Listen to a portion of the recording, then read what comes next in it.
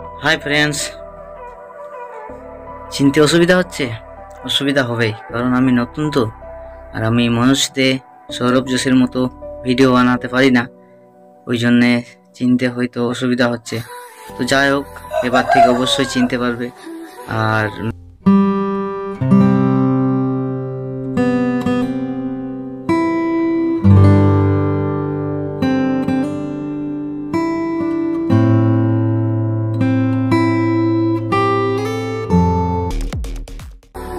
এখানে বসে আমি যে কোনো ভিডিও বানাই আর কি।